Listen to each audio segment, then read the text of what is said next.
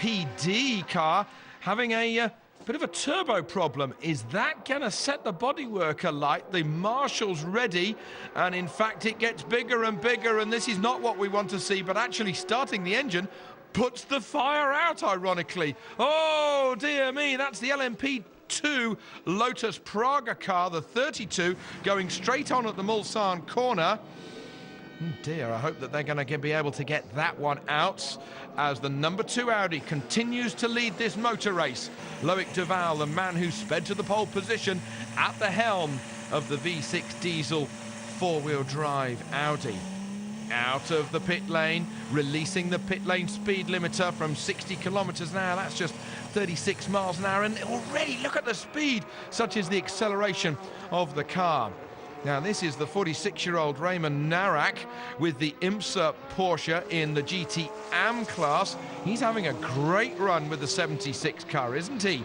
He's looking forward to the next 8 hours to tick past very quickly indeed. The Rebellion Toyotas, they are 5th overall. They're never going to catch the works cars, but try as they may, they're putting up a sterling effort. And what's more, they sound absolutely great. That is Patrick Dempsey. He's in the car. Patrick Long, a Porsche works driver from stateside, has just got out of the car. They've been 3rd in class. That car is not disgracing itself, as now we have got Mr. Le Mans, an 8-time winner of this motor race. Tom Christensen getting in the lead car. Will this be a time when he gets into his elements? There we have the Viper being passed by the number 99 Aston Martin V8 into the Porsche curves. That is the number 35 LMP2 car. It's had a great battle with its teammate, headed by Alex Brundle throughout the dawn period in this motor race, but it's the 35 who might just have tipped the balance with maybe a little bit more experience. Brundle, it's only his 2nd race here at Le Mans. More bodywork being shredded. Now, where has that come from? It's come from a Rebellion Toyota, and that Lola Coupe has had a big hit, and this is it as it comes out of the 2nd chicane. It snaps one way, then the other, and even a professional driver cannot catch the slide. And how did he get away with that? But a safety car, meaning that the barrier gets repaired safely. Meanwhile, this is the Nismo-supported GT Academy car.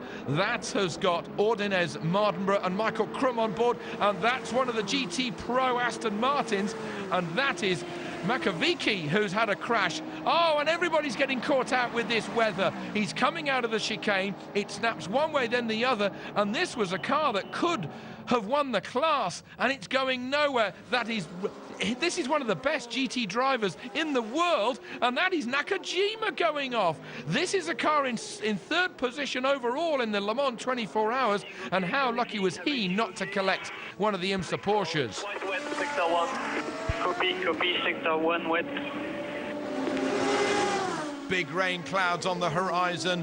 They're coming from over the Arnage Porsche curves area, which is exactly where Martin Plowman, the LMP2 class leader. Oh dear, you can't do that. You can't leave without the fuel being disconnected, and that could be a very nasty accident in pit lane. Oh, and he catches the art car, and he gets spun round. Goodness me, as one of the Oak cars leads, the art car, number 45, gets tangled up, and now he goes off. And are those 2 incidents related? Because that number 45 snapped left very quickly indeed. Now then, what can Oliver Jarvis do? Remember, he had a puncture before the night time. He's catching up Nakajima, 1.5 seconds a lap quicker. Can he get the Audi on the podium? You went behind.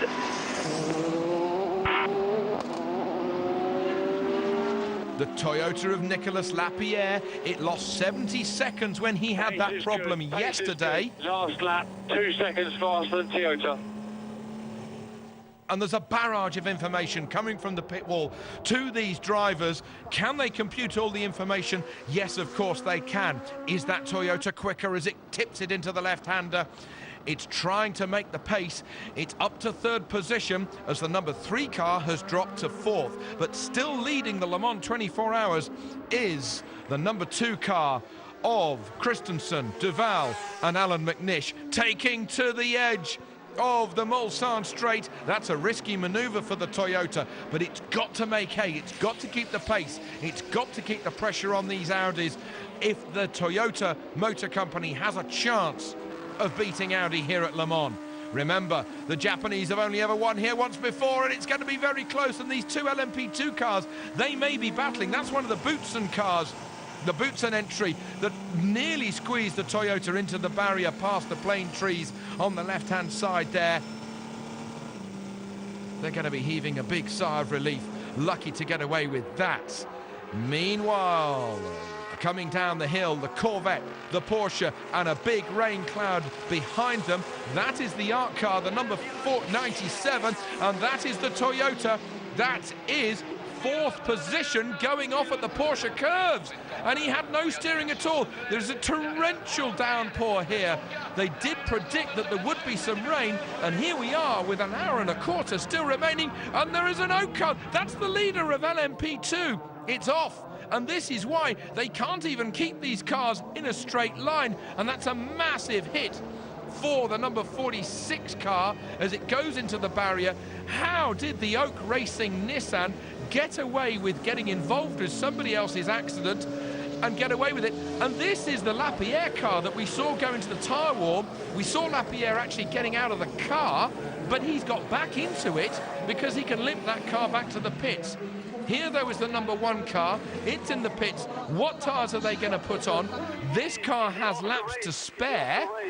He managed to bring the car back to the garage, but they're repairing it at the moment. And other cars being informed where exactly that number 7 car is. It's got space behind it, so if the Toyota mechanics get things right, they can maybe mend that car and get it back out without losing a position. It's the same safety car as us, but they are one lap down behind you. One lap down, same safety car. Look how dark the clouds are on the right-hand side with now 40 minutes remaining. The safety car is still out because we're still clearing up some debris on the racetrack. These are tense times. Now the Toyota has got just 40 minutes, 30 minutes now to try and win Le Mans. Mazda have won it. Can Toyota do it? Mazda won it now 22 years ago. And here we are well into the 21st century as Tom Christensen and Alan McNish nervously looking at his watch, ironically bathed in sunshine. Loic Duval also nervous in the Audi Sport Garage. The battle for the GT Pro class continues, and that is a Toyota unlapping itself from 2 to just 1 lap behind, as ironically we've got a heat haze here. 1 lap behind. Well, applause, but with 23 minutes remaining. Coming again. Rain might be coming again. Rain might be coming again, indeed. It probably will come again. At the end of the race, we don't take any risk. Now, is that a call from Toyota? Get it to the line, play it safe. But here we are on board with the last 15 minutes of this 24-hour race remaining. The GT AM class, so brilliantly driven. Vernet at the wheel, leading with the IMSA Porsche based in France. What a great run they've had. More rain with now 10 minutes remaining. De Schoenack surely running out of fingernails as he chews them down to the quick. Well, the Audis, how dominant have they been here at Le Mans as Tom Christensen ticking these laps off.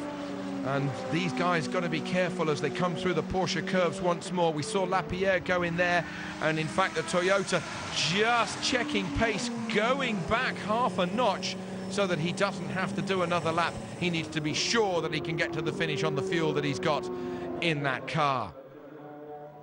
The mechanics break ranks. They've got the opportunity now to celebrate as the cars come over the line, and it is Tom Christensen, Alan McNish and Loic Duval who take the victory in Le Mans 2013. 9 victories now for Tom Christensen, and surely a tear in his eye as he crosses the line. It's the 12th win for Audi in 15 starts at the Le Mans 24 Hours. It's an LMP2, 1-2 for Oak Racing, Baguette Gonzalez Plowman, GTE Pro, the Porsche 911, Dumas, Leitz and Lieb winning the 100th class win for Porsche here at Le Mans. And it's an all-French lineup, Narak, Vernet and Boré winning with the IMSA Porsche in GTE AM. Tom Christensen heaves an enormous sigh of relief. His 9th Le Mans 24-hour victory. Dr. Ulrich and Ralf Juttner, the key members of the Audi Sport squad, celebrating in Parc Fermé.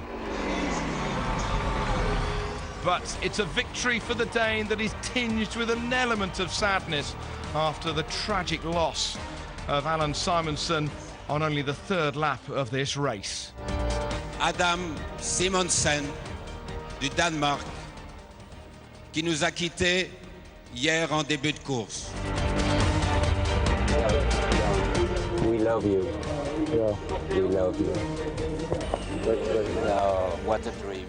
Jack Ick, 6 times a winner of the Le Mans 24-hour. He's seen his record taken away by Tom Christensen, but Christensen bounds onto the podium now with 9 victories, another record that he has set here at the Le Mans 24-hour race. Toyota beaten into 2nd position, only 1 lap behind, and then the Audi that was in 3rd position, backing up the winners on top of the podium. For the Morgan Nissan Oak Racing squad, they took a tremendous 1-2 in LMP2. The level of competition in this race was very high. Winning was a very proud moment, and I hope we can continue like this in the World Championship.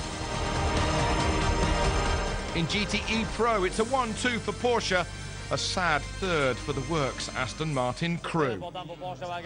It's very important for Porsche. They won here because of what Aston Martin have done is to show an enormous amount of courage. When we get home tomorrow, we will then realise the magnitude of what has happened this weekend. In GTE AM, the IMSA all-French lineup winning